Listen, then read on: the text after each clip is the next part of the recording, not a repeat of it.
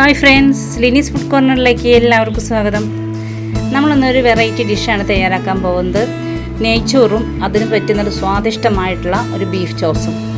അപ്പോൾ അതെങ്ങനെയാണെന്ന് നമുക്ക് നോക്കാം. അതിന് മുന്നേ എൻ്റെ ചാനൽ ഇതുവരെ സബ്സ്ക്രൈബ് ചെയ്യാത്തവരൊന്ന് സബ്സ്ക്രൈബ് ചെയ്തേക്കുക. തൊട്ടടുത്ത ബെല്ലൈക്കനും കൂടി ഒന്ന് പ്രസ് ചെയ്യുക. പിന്നെ ഞാൻ എല്ലാ ദിവസവും രാവിലെ 6 മണിക്ക് വീഡിയോസ് അപ്ലോഡ് ചെയ്യുന്നുണ്ട്. അതിൻ്റെ നോട്ടിഫിക്കേഷൻസ് നിങ്ങൾക്ക് കിട്ടുന്നതിന് വേണ്ടി ഓൾ എന്ന ഓപ്ഷനും കൂടി മറക്കാതെ ഒന്ന് പ്രസ് ചെയ്തേക്കണേ. അപ്പോൾ നമുക്ക് ആദ്യം തന്നെ ബീഫ് ചോപ്സ് തയ്യാറാക്കാനുള്ള ഇറച്ചി ഒന്ന് വേവിക്കാനായിട്ട് വെക്കാം. വലിയ വലിയ പീസായിട്ടാണ് എടുത്തിരിക്കുന്നത്. അത് നമ്മൾ വേവിച്ചതിന് ശേഷമാണ് കട്ട് ചെയ്യുന്നത്. അപ്പോൾ നമുക്കതൊരു കുക്കറിലേക്ക് ഇട്ട് കൊടുക്കാം. അതിലേക്ക് നമുക്ക് ആവശ്യത്തിനുള്ള ഉപ്പ് ചേർത്ത് കൊടുക്കാം. ഇത്തിരി കുറഞ്ഞാലും കുഴപ്പമില്ല, കൂടരുത്. കാരണം നമുക്ക് കറി റെഡിയാക്കുന്ന സമയത്ത് പോരാത്ത ഉപ്പ് ഇട്ട് കൊടുക്കാം. ഒരു 1/2 സ്പൂൺ മഞ്ഞൾപ്പൊടി ഇട്ട് കൊടുക്കാം. 1 സ്പൂൺ കുരുമുളക് പൊടിയും കൂടി ഇട്ട് കൊടുക്കാം. എന്നിട്ട് നമുക്കിത് മൂടി വെച്ച് ശരിക്കൊന്ന് വേവിച്ചെടുക്കാം. 1/2 ഗ്ലാസ് വെള്ളം കൂടി ഇതിലേക്ക് ഒഴിച്ചു കൊടുക്കാം. അപ്പോൾ നമുക്ക് ബീഫ് ചോപ്സിൻ്റെ മസാല തയ്യാറാക്കാൻ വേണ്ടി ഞാനിവിടെ ഒരു മിക്സിയുടെ ജാർ എടുത്തിട്ടുണ്ട്. അതിലേക്ക് നമുക്ക് 1/2 കപ്പ് കശുവണ്ടി പരിപ്പ് ഇട്ട് കൊടുക്കാം. കൂടെ നമുക്ക് 2 ഇഞ്ച് നീളത്തിലുള്ള ഇഞ്ചി ചെറിയ പീസാക്കി കട്ട് ചെയ്തത് ഇട്ട് കൊടുക്കാം. അതുപോലെ തന്നെ 1 കുടം വെളുത്തുള്ളിയാണ് ഞാൻ എടുത്തിരിക്കുന്നത്, അതും കൂടി ഇതിലേക്ക് ഇട്ട് കൊടുക്കാം. ഇനി 1/2 ടേബിൾ സ്പൂൺ കടുകിൻ്റെ പരിപ്പ്, തൊലി കളഞ്ഞിട്ടുള്ള കടുക് പരിപ്പ് ഇതിലേക്ക് ഇട്ട് കൊടുക്കാം. പിന്നെ 2 കതിര് വേപ്പിലയും കൂടി ഇട്ട് കൊടുക്കാം. എന്നിട്ട് 1 ടേബിൾ സ്പൂൺ വിനാഗിരിയും കൂടി ഇതിൽ ചേർത്ത് നമുക്ക് നല്ല പേസ്റ്റ് പോലെ ഒന്ന് അടിച്ചെടുക്കാം. വെള്ളം ഒഴിച്ച് അടിച്ചെടുക്കരുത്, കാരണം ഈ കടുക് പരിപ്പ് ഇട്ടേക്കണതുകൊണ്ട് വെള്ളം ഒഴിച്ച് അടിച്ചു കഴിഞ്ഞാൽ ചിലപ്പോൾ കഴിക്കാനായിട്ട് സാധ്യതയുണ്ട്, കയ്പ്പ് ടേസ്റ്റ് ഉണ്ടാവാൻ സാധ്യതയുണ്ട്. അതുകൊണ്ട് തന്നെ വിനാഗിരി ഇട്ട് നമുക്കിത് അടിച്ചെടുക്കാം. നല്ലതുപോലെ നമ്മൾ പേസ്റ്റ് പോലെ അടിച്ചെടുത്തിട്ടുണ്ട്. ഇതേ പരുവത്തിൽ നമുക്ക് കിട്ടണം. സാധാരണ ചോപ്സ് തയ്യാറാക്കുമ്പോൾ നമ്മൾ തേങ്ങാപ്പാലാണ് കുറച്ച് ഒഴിക്കുന്നത്. ഇത് തേങ്ങാപ്പാലൊന്നും എടുക്കണില്ല. അതിന് പകരമായിട്ടും ഒത്തിരി ടേസ്റ്റ് കൂടുതൽ കിട്ടാൻ വേണ്ടിയിട്ടാണ് ഞാൻ കാഷ്യൂസ് എടുത്തത്. അപ്പം നമ്മൾ ഇനി റൈസ് റെഡിയാക്കാനായിട്ട് ഞാനൊരു കുക്കർ സ്റ്റൗവിൽ വെച്ചിട്ടുണ്ട്. അതിലേക്ക് 2 ടേബിൾ സ്പൂൺ നറുനെയ്യ് ഒഴിച്ചു കൊടുക്കാം. ഒരു 2-3 കഷ്ണം പട്ട ഇട്ട് കൊടുക്കാം. അതുപോലെ തന്നെ ഒരു 5-8 ഏലക്ക ഇട്ട് കൊടുക്കാം. ഒരു 5-10 കരയാമ്പൂ ഇട്ട് കൊടുക്കാം. പിന്നെ ഒരു 1/4 സ്പൂൺ കുരുമുളക് ഇട്ട് കൊടുക്കാം. ഇനി നമുക്കിതിലേക്ക് ചേർക്കേണ്ടത് ഒരു 1/4 സ്പൂൺ സജീരകമാണ്, അതും കൂടി നമുക്ക് ഇതിലേക്ക് ഇട്ട് കൊടുക്കാം.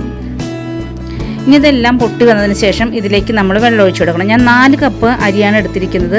അപ്പോൾ 1 കപ്പ് അരിക്ക് 1/4 കപ്പ് വെള്ളം എന്ന അളവിൽ 4 കപ്പ് അരിക്ക് 5 കപ്പ് വെള്ളം നമ്മളിതിലേക്ക് ഒഴിച്ചു കൊടുക്കാം. 4 കപ്പ് അരിക്ക് 5 കപ്പ് വെള്ളം. ഈ കപ്പിലാണ് ഞാൻ അരി എടുത്തിരിക്കുന്നത്. അതുകൊണ്ട് തന്നെ ഈ കപ്പ് കൊണ്ടാണ് ഞാൻ 5 കപ്പ് വെള്ളം ഒഴിച്ചു കൊടുത്തിരിക്കുന്നത്. 1 കപ്പ് അരിക്ക് 1/4 കപ്പ് വെള്ളം. ഇനി ഇതിലേക്ക് ആവശ്യത്തിനുള്ള ഉപ്പ് ചേർത്ത് കൊടുക്കാം. എന്നിട്ട് ഇതൊന്ന് ഇളക്കി ഇതിലേക്ക് നമുക്കിനി ഞാനിവിടെ അരി ജീര റൈസാണ് എടുത്തിരിക്കുന്നത്, ചെറിയ മണിയുടെ അരി.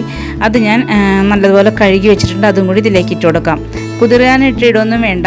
നമ്മൾ കഴുകി ഉടനെ തന്നെ നമുക്കിത് ഈ തിളച്ച വെള്ളത്തിലേക്ക്, വെള്ളം തിളച്ച് വന്നതിന് ശേഷം മാത്രമേ നമ്മൾ അരി ഇട്ട് കൊടുക്കാൻ പാടുള്ളൂ. അത് നമ്മൾ ഇട്ട് കൊടുത്തിട്ടുണ്ട്.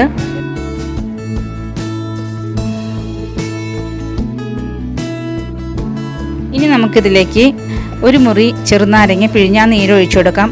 ഒരു 5-10 തുള്ളി പൈനാപ്പിൾ എസൻസ് കൂടി ഇതിലേക്ക് ഒഴിച്ചു കൊടുക്കാം. എന്നിട്ട് മൂടി വെച്ച് ഒരു വിസിലേ അടിക്കാൻ പാടുള്ളൂ. ആ ഒറ്റ വിസിൽ അടിച്ച് കഴിയുമ്പോൾ തന്നെ നമുക്ക് സ്റ്റൗ ഓഫ് ചെയ്യാം. ഇനി നമുക്ക് കറി തയ്യാറാക്കാനായിട്ട് ഞാനിവിടെ ഒരു കടായി സ്റ്റൗവിൽ വെച്ചിട്ടുണ്ട്. അതിലേക്ക് നല്ല ശുദ്ധമായ വെളിച്ചെണ്ണ ഒഴിച്ചു കൊടുത്തിട്ടുണ്ട്.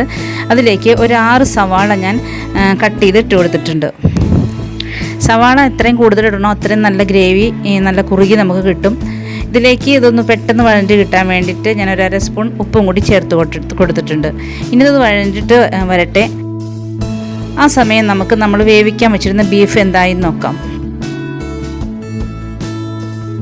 അപ്പം ബീഫ് വെന്ത് കിട്ടിയിട്ടുണ്ട്. ഇനി നമുക്കിതിൽ നിന്ന് ഈ ബീഫ് മാത്രം ഒരു പ്ലേറ്റിലേക്ക് മാറ്റി കൊടുക്കാം. അതിൻ്റെ ആ സൂപ്പ് നമുക്ക് മാറ്റി വയ്ക്കാം. അത് നമ്മൾ കറിയിൽ ഒഴിക്കാനുള്ളതാണ്.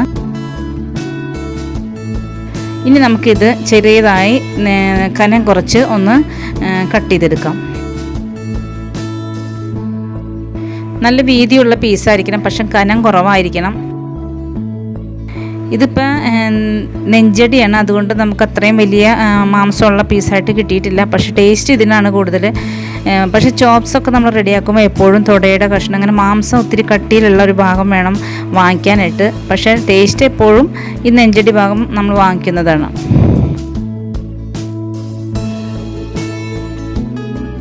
ഇത് നമ്മളെല്ലാം കട്ട് ചെയ്ത് നേരി സ്ലൈസ് ചെയ്തെടുത്തിട്ടുണ്ട്. ഇനി നമ്മുടെ സവാള വഴഞ്ഞു വന്നിട്ടുണ്ട്. അതിലേക്ക് നമുക്കിതിന് വേണ്ട മസാലകൾ ചേർത്ത് കൊടുക്കാം.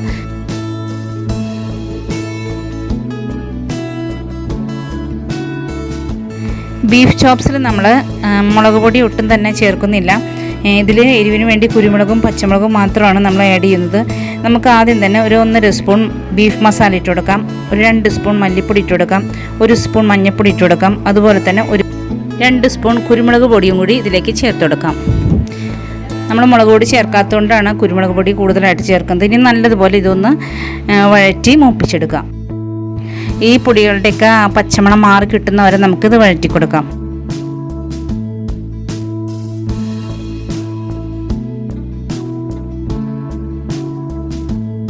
ഇനി ഇതിലേക്ക് നമ്മൾ അരച്ച് വെച്ചിരിക്കുന്ന ആ ഒരു മിക്സ് ഉണ്ടല്ലോ, കാഷ്യൂസ്, ഇഞ്ചി, വെളുത്തുള്ളി, വേപ്പില, അതെല്ലാം കൂടി അരച്ച് വെച്ചിട്ടുണ്ടല്ലോ, അതും കൂടി നമുക്ക് ഇതിലേക്ക് ചേർത്ത് കൊടുക്കാം. ഈ ചോപ്സിൻ്റെ ഗ്രേവിക്ക് ഒരു പ്രത്യേക ടേസ്റ്റാണ്. അതിനു വേണ്ടിയാണ് നമ്മൾ ഈ കാഷ്യൂസ് അരച്ച് ചേർക്കുന്നത് തന്നെ. തേങ്ങ ആണ് സാധാരണ അരച്ച് എല്ലാവരും ചേർക്കാറ്, തേങ്ങാപ്പാൽ. പക്ഷേ ഞാൻ കാഷ്യൂസാണ് എടുത്തിരിക്കുന്നത്. വളരെ ടേസ്റ്റിയാണ് ഇത്. ഞാൻ ഒരു പ്രാവശ്യം ഇത് ചെയ്ത് നോക്കിയിട്ട് വളരെ രസം എനിക്ക് തോന്നി. അതുകൊണ്ടാണ് ഞാനിത് ഒന്ന് ഷെയർ ചെയ്യാമെന്ന് ഓർത്തത്.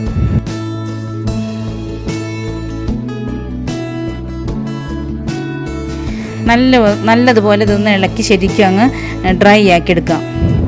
ഇതിലേക്ക് നമ്മൾ വെള്ളം വേറെ ഒന്നും ചേർക്കുന്നില്ല. ഒന്നും നമ്മൾ ബീഫ് വേവിച്ച സൂപ്പ്, പിന്നെ ചേർക്കുന്നത് നമ്മൾ മിക്സിയിൽ ഈ കാഷ്യൂസൊക്കെ എടുത്തല്ലോ, അപ്പോൾ ആ മിക്സിയിലും കൂടി കുറച്ച് ചൂടുവെള്ളം ഒഴിച്ച് ഒന്ന് കഴുകി അതും കൂടി നമുക്ക് ഇതിലേക്ക് ഒഴിച്ചു കൊടുക്കണം.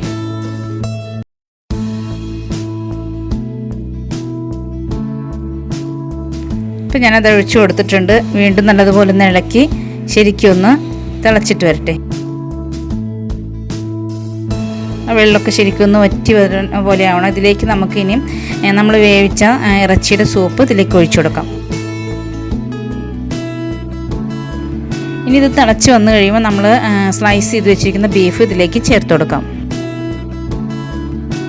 ഇതിലേക്ക് നമുക്ക് ഇനി നമ്മുടെ ടേസ്റ്റ് ഒന്ന് ശരിക്കും ഒന്ന് കിട്ടാൻ വേണ്ടിയിട്ട് ഒരു 1/4 സ്പൂൺ പഞ്ചസാരയും കൂടി നമുക്ക് ചേർത്ത് കൊടുക്കാം. എന്നോട് ചിലർ ചോദിക്കാറുണ്ട് എന്തിനാണ് ചില കറികളിൽ പഞ്ചസാര ഇടണേന്ന്. അത് നിങ്ങൾ ഒരു പ്രാവശ്യം ചെയ്ത് നോക്കിയാൽ നിങ്ങൾക്ക് അറിയാൻ പറ്റും എന്തുകൊണ്ടാണ് പഞ്ചസാര ഇടണേന്ന്. ഒരു നല്ല ടേസ്റ്റാണ് നമുക്ക് കിട്ടുന്നത്. ഒന്ന് ചെയ്ത് നോക്ക്. ഞാൻ പറഞ്ഞ കറികളിലൊക്കെ, ഞാൻ പഞ്ചസാരയൊക്കെ ആഡ് ചെയ്യാറുള്ള കറികളിലൊക്കെ നിങ്ങൾ ഒരല്പം പഞ്ചസാര ഒന്ന് ചേർത്ത് നോക്കുക. അപ്പോൾ നമുക്ക് അറിയാൻ പറ്റും. അപ്പോൾ ഇതിലേക്ക് നമ്മൾ സ്ലൈസ് ചെയ്ത് വെച്ചിരിക്കുന്ന ബീഫ് ചേർത്ത് കൊടുക്കുക.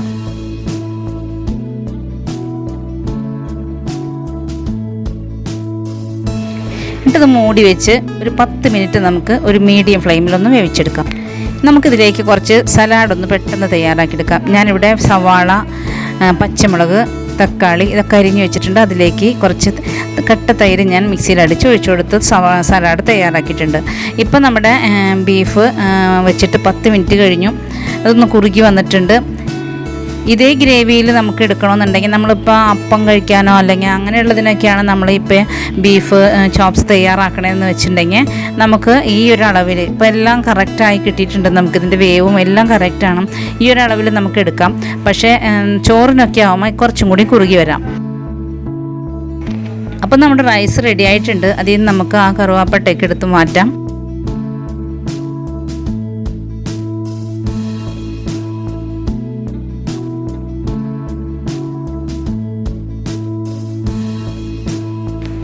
എന്നിട്ട് ഈ ഫോർക്ക് ഉപയോഗിച്ച് മാത്രം നമ്മൾ കുക്കറിൽ ഇങ്ങനത്തെ റൈസ് വേവിക്കുമ്പോൾ, നമ്മൾ പറ്റിച്ചെടുക്കുന്ന റൈസ് കുക്കറിൽ ചെയ്യുമ്പോൾ എപ്പോഴും നമ്മൾ കയ്യിൽ ഉപയോഗിച്ച് അത് ഇളക്കിയെടുക്കരുത്. ഫോർക്ക് ഉപയോഗിച്ച് നമ്മൾ വിടർത്തി എടുക്കണത് നമ്മൾ എടുത്ത് പാത്രത്തിലേക്ക് പകർത്തി കൊടുക്കണം.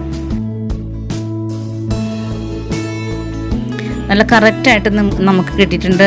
അരിയൊന്നും ഒത്തിരി ഉടഞ്ഞൊന്നും പോയിട്ടില്ല. ഇത് നമുക്ക് ഒരു ബിരിയാണി പോട്ടിലേക്ക് ഒന്ന് പകർത്തി കൊടുക്കാം.